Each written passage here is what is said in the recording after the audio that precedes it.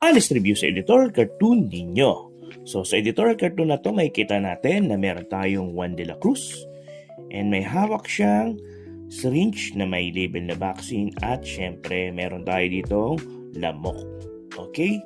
So yon yung ating editorial cartoon. So gets naman yung pinaka-concept niya.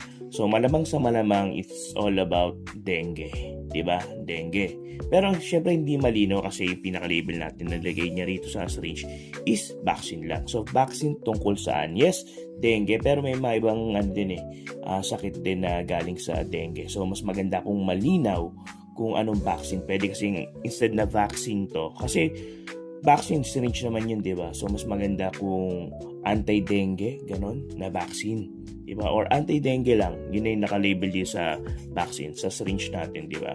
So para malinaw na against. And then, yun, okay naman si Juan de la Cruz para sa mamamayang Pilipino. Pero pinaka parang napansin ko lang dito, mas maganda siguro yung emosyon ng mukha para mas malinaw yung stand mo. Ano ba?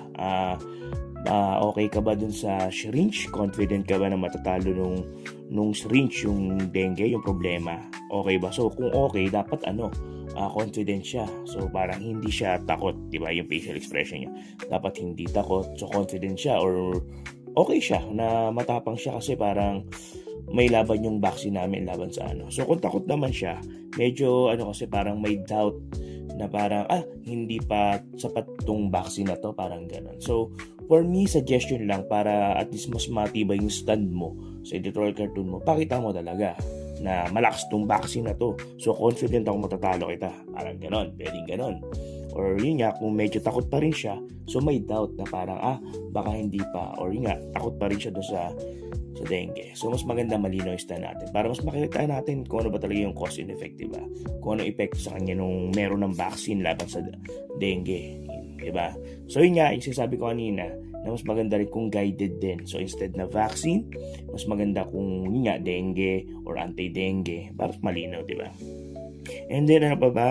So yun, okay naman, at least kahit pa paano ang ginamit mong elements, yan, 3 lang na so meron kang Juan de la Cruz, okay, symbolism, dengue, or mosquito, tapos yun nga yung vaccine. So okay yan, limit lang. So ang lang dito siguro, suggestion, ang unang napansin ko rin dito, yung balance. So yun nga, medyo lampas na sa pinakapapel mo, yung lamok. So mas maganda, kasi ito na lang yung pinaka-elements mo, so mas maganda ginitna mo pa. Kasi may mga spaces ka pa rito, diba? Dito. So mas maganda minug mo na lang. Para at least kita yung lamok, tapos yung Juan de la Cruz mo, diba? So mas maganda na balanse.